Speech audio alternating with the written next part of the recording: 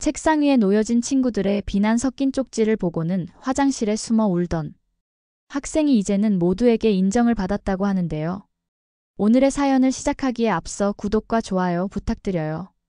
여러분의 구독과 좋아요는 영상 제작에 큰 힘이 됩니다. 사연 시작해 볼게요. 안녕하세요. 전 실리콘밸리에서 AI 교육 연구소를 운영하고 있는 서은이라고 해요. 제가 들려드릴 이야기는 학창시절 때의 일이에요. 따스한 봄날이었어요. 저희 아빠는 한국의 대기업 엔지니어였는데 미국 지사로 발령을 받으셔서 저희 가족이 모두 보스턴으로 이사를 왔죠. 엄마와 동생 서준이와 함께요. 옆집에는 캐롤 아주머니가 사셨는데 불임으로 우울증을 앓고 계셨어요. 엄마는 매일 아침 정성스레 한국 음식을 만들어 캐롤 아주머니께 가져다 주셨죠. 하지만 행복한 일상도 잠시였어요. 아빠의 실리콘밸리 출장길에 교통사고가 났는데 저만 살아남았거든요. 캐롤 아주머니와 남편 데이비드 아저씨가 저를 입양해 주셨지만 마음의 상처는 쉽게 아물지 않았죠. 리버뷰 고등학교로 전학 간 첫날, 저는 떨리는 마음으로 교실 문을 열었어요. 오늘부터 새로운 친구가 함께 공부하게 됐어요. 서은이라고 하는데 한국에서 왔답니다. 선생님의 소개가 끝나자마자 교실은 수군거림으로 가득 찼어요. 제 자리는 교실에서 가장 구석진 곳이었어요. 주변 좌석은 모두 비어 있었죠. 쉬는 시간만 되면 친구들은 자연스럽게 서로 모여 이야기꽃을 피웠지만 저에게는 아무도 말을 걸지 않았어요. 마치 투명인간이 된 것 같았죠. 가장 힘들었던 건 체육 시간이었어요. 선생님이 둘씩 짝을 지으세요 라고 하실 때마다 모두가 서로 눈빛을 교환하며 재빨리 짝을 만들었고 저는 늘 혼자 남았죠. 결국 선생님이 어떤 팀에 억지로 넣어주셨지만 아이들은 저에게 공을 한 번도 패스해주지 않았어요. 점심시간은 더 괴로웠어요. 캐롤 엄마가 정성스레 싸주신 도시락을 들고 카페테리아에 들어설 때마다 가슴이 철렁했죠. 어디에 앉아야 할지 망설이다가 결국 구석 자리를 찾아가곤 했어요. 한 번은 용기를 내서 몇몇 아이들이 있는 테이블에 앉으려 했더니 한 아이가 큰 소리로 여기 자리 없어 라고 말하더라고요. 비어있는 자리가 3개나 있었는데도 말이죠. 사물함에서 책을 꺼내다가 들었던 말들이 아직도 생생해요. 쟤는 왜 이렇게 이상한 냄새가 나지? 입양됐다며? 불쌍해. 영어도 제대로 못하면서 여기 왜 왔대? 그때마다 저는 고개를 푹 숙이고 재빨리 그 자리를 피했어요. 특히 그룹 프로젝트는 악몽 같았어요. 선생님이 자유롭게 조를 만드세요 라고 하실 때마다 교실은 순식간에 들썩였고 친구들은 서로를 부르며 팀을 만들었죠. 하지만 저를 부르는 사람은 없었어요. 매번 선생님이 어느 조에 강제로 배정해 주셨는데 조원들은 저를 철저히 무시했어요. 회의할 때도 제 의견은 듣지 않았고 발표 준비를 할 때도 저에게는 가장 쉽고 간단한 부분만 맡겼죠. 하루는 제 책상 위에 한국으로 돌아가라는 쪽지와 여러 비난 섞인 쪽지들이 놓여 있었어요.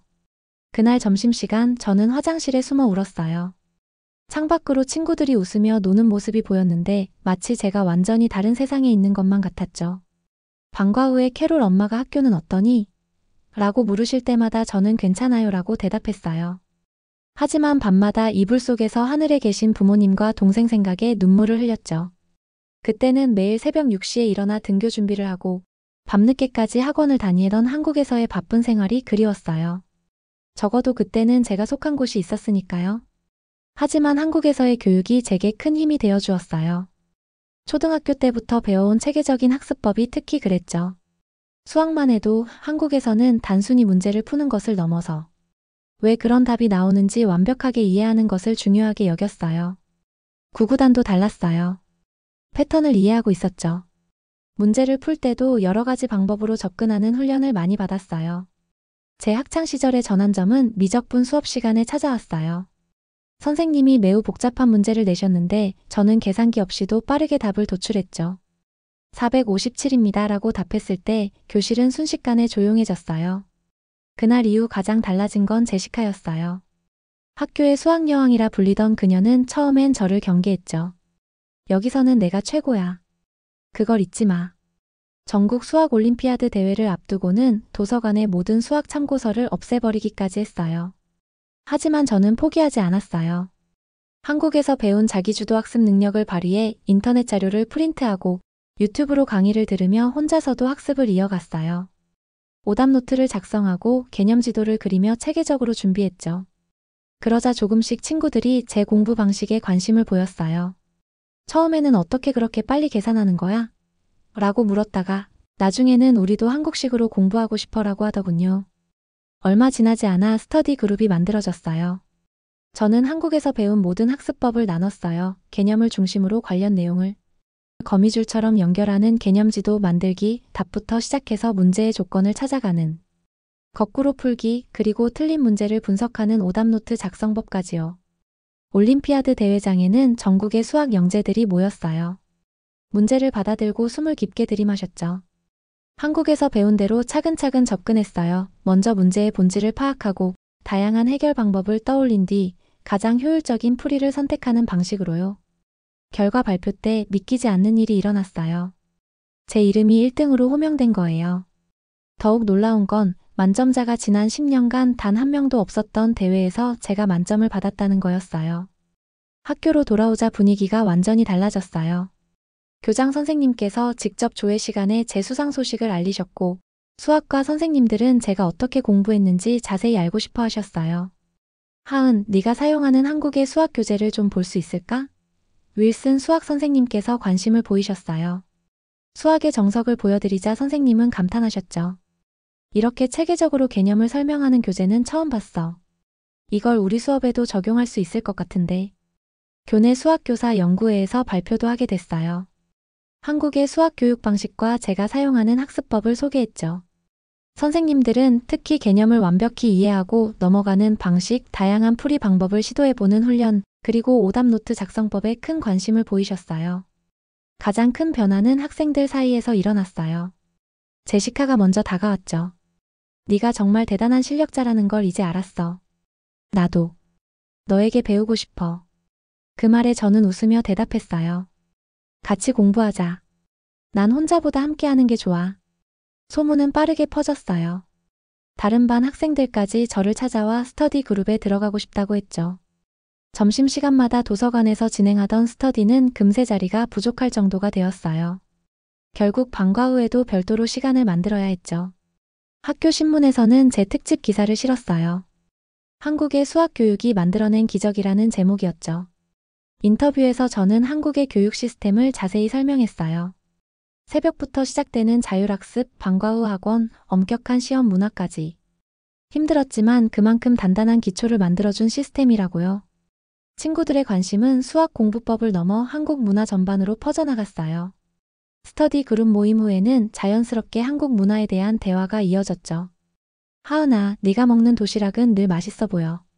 처음엔 혼자 먹기 부끄러웠던 김밥이나 불고기 도시락이 어느새 인기 메뉴가 되었어요. 방과 후 스터디를 하다가 출출해지면 제가 자주 가던 한인마트에 다 같이 가곤 했어요. 처음에는 낯설어 하던 친구들이 이제는 라면과 김치, 떡볶이를 즐기게 되었죠. 특히 제시카는 매운 음식을 무척 좋아하게 되어서 저보다 더 많은 고추장을 넣어 먹을 정도예요. 주말에는 친구들과 함께 한국 드라마를 보기 시작했어요. 처음에는 수학 공부하다 잠깐 쉬는 시간에 보여준 장면들이 친구들의 흥미를 끌었거든요.